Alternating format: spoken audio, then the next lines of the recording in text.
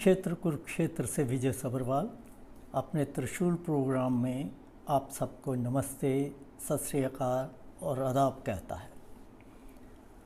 आज मैं अपने देश में औरतों के ऊपर जो अत्याचार हो रहे हैं, रेप और फिर उसके बाद मर्डर, इसके ऊपर कुछ बोलना चाहूँगा।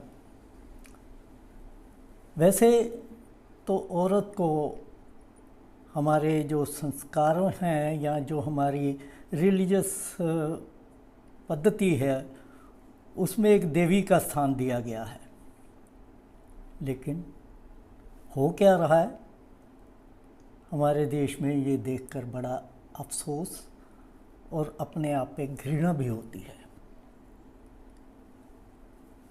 एक तरफ तो हमारी जो सेंटर की सरकार है उसने कई तरह के नारे भी दिए,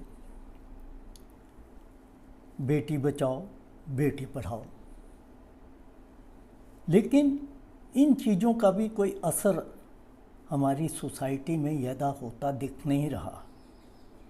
कितने अफसोस की बात है कि हमारे प्रधानमंत्री जी को भी लाल किले के भाषण में इन चीज़ों के बारे में कहना पड़े कि ऐसे लोगों को फांसी मिलनी चाहिए जो बलात्कार करते हैं और उसके बाद मर्डर करते हैं।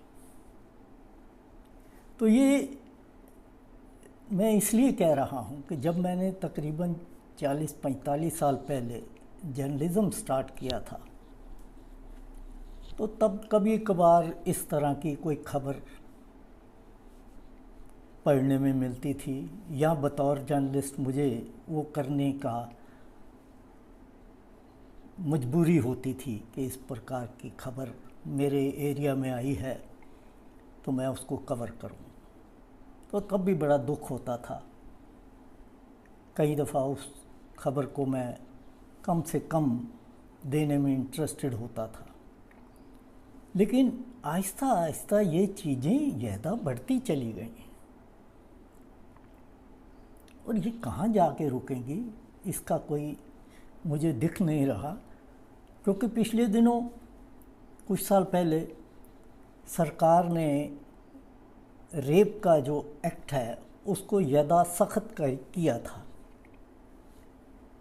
लेकिन उसके बाद क्या हुआ कि पहले तो रेप ही होते थे, लेकिन अब रेप के बाद मर्डर होने शुरू हो गए।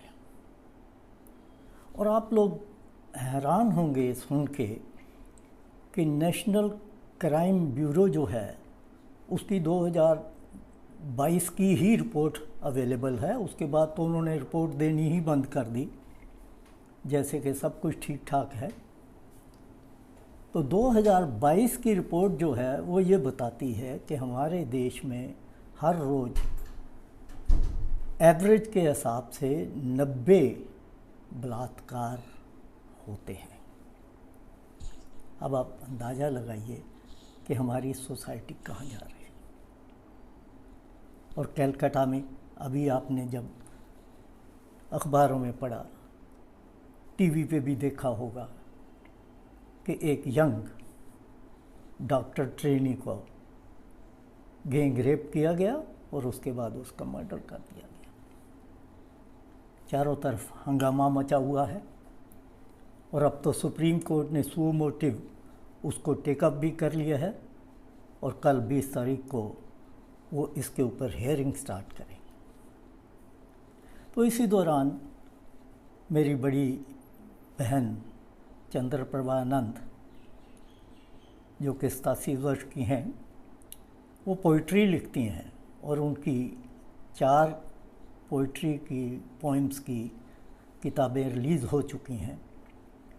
उन्होंने ये कलकत्ता वाला इंसिडेंट जो है उसके बाद एक बड़ी पोइम ऐसी लिखी कि जिसने मन को झंझोर दिया। तो वो थोड़ी सी पोइम जो है मैं आज पढ़ के आप सबको सुनाना चाहता हूँ। वो लिखती हैं, हेडिंग है इसका, कलयुगी इंसान।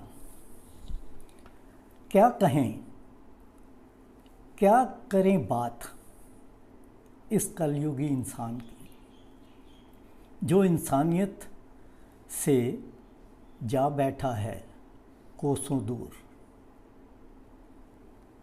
पहन चोला दीन धर्म का, करता काम हिवानियत का, मासूम कली को रोंद से नहीं झिझकता, नहीं होता अफसोस उसे, अपितु रोंद नन्ही कली को समझता क्या है कोई महान काम। ऐसी हरकत नहीं करता पशु भी,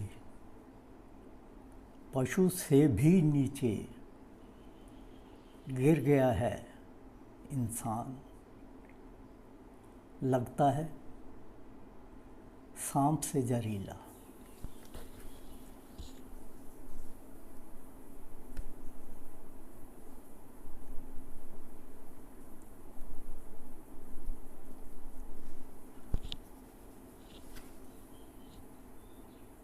एक उभरती हुई डॉक्टर की हत्या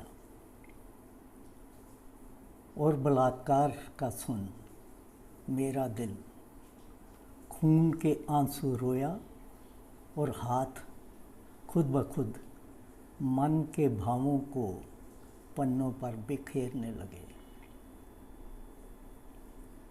अब आप अंदाज़ा लगाइए कि हम कहाँ से कहाँ जा रहे हैं। कितना महान हमारा देश है, कितने महान हमारा कल्चर है, हम उस सब को भूलते चले जा रहे हैं। ये मैं समझता हूँ कि ज़्यादा लॉ एंड ऑर्डर की प्रॉब्लम नहीं है, ये सोशल प्रॉब्लम है। ये हमें बचपन से ही बच्चों में इस तरह के संस्कार डालने की ज़रूरत है कि वो बुरी नज़र से औरत को ना देखें। तो आज इस अफसोस के साथ आप सबको नमस्कार करता हूँ। फिर मिलेंगे। मेरे वीडियोज़ अगर आपको अच्छे लगते हों तो इसको शेयर ज़रूर करें। आप सबका धन्यवाद। तो क्या द्रौपदी वस्त्र हरण पर मुझे क्रोध नहीं आना चाहिए था केशव? ये निर्णय तो स्वयं तुम्हें लेना है पार्थ, किंतु द्रौपदी वस्त्र हरण केवल तुम्हारी व्यक्तिगत समस्या नहीं है पार्थ। जो समाज इंद्रप्रस्थ की पटरानी, महाराज द्रुपद की पुत्री और पांडवों की पत्नी द्रौपदी के वस्त्र हरण पर चुप रह गया, वो समाज भला किसी साधारण नारी के मान सम्मान की क्या रक्षा करेगा? द्रौपदी वस्त्र हरण एक सामाजिक समस्या है पार्थ, एक सामाजिक समस्या है, और ये तुम्हारा कर्तव्य है कि तुम उन शक्तियों को नष्ट करने के लिए युद्ध करो जो किसी द्रौपदी का वस्त्र हरण कर सकती हैं। ये शक्तियाँ समाज की शत्रु हैं पार्थ, और जो महापुरुष इस युद्ध में उन शक्तियों के पक्ष में हैं, उनसे युद्ध करने में भी संकोच न करो। अपने व्यक्तिगत क्रोध और व्यक्तिगत मोह के बंधनों से मुक्त होकर लोक कल्याण के लिए युद्ध करो पार्थ, यही तुम्हारा परम कर्तव्य है।